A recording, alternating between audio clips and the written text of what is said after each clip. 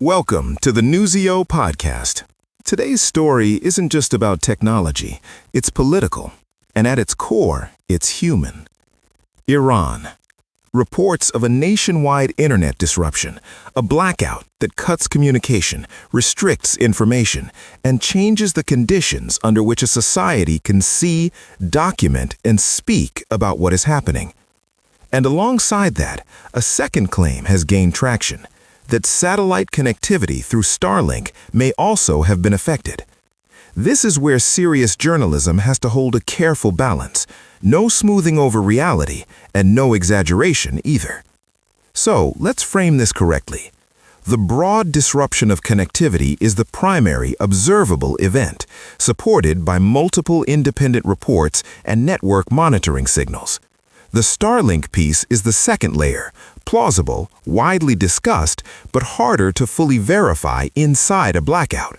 That means we report it as reported and under investigation unless and until stronger technical confirmation emerges.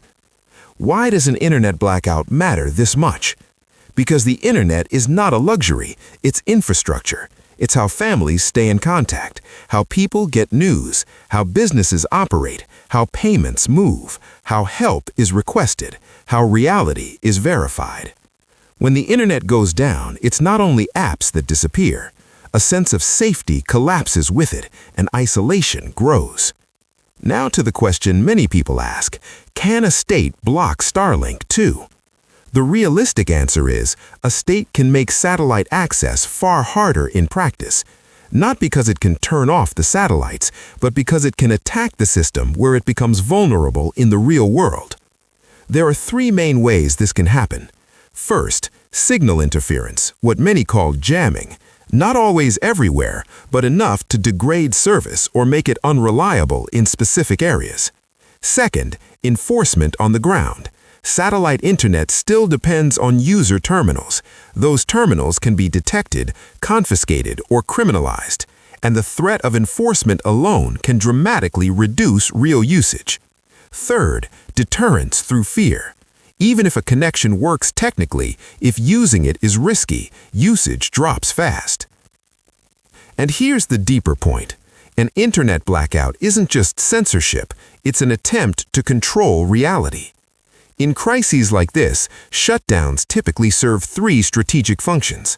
First, they reduce visibility, fewer videos, fewer eyewitness uploads, less independent documentation. Second, they disrupt coordination. When people can't communicate, organizing becomes harder. And third, they increase uncertainty. And uncertainty is power, because it makes people hesitate. But blackouts come with a cost: economic damage, strained services, disrupted daily life. The shutdown hurts everyone, sooner or later. So, what should we watch next if we want facts, not noise? 1. Does connectivity return fully, partially, or in cycles? Cycling outages often signal crisis management tactics. 2. What happens to mobile networks? Because pressure often starts there. 3. Are there credible reports of terminal seizures or interference patterns that would affect satellite access? And 4. International signals, because connectivity is now a geopolitical battleground. Let me close with one sentence that captures the moment. In the 21st century, cutting the internet isn't just switching off a line, it's changing how a society experiences itself and how the world can witness it. This was the Newsio podcast. If you want, tell me what you care about most, the technical side, the political strategy, or the human impact. And in the next episode, we'll go deeper with restraint, verification, and real clarity.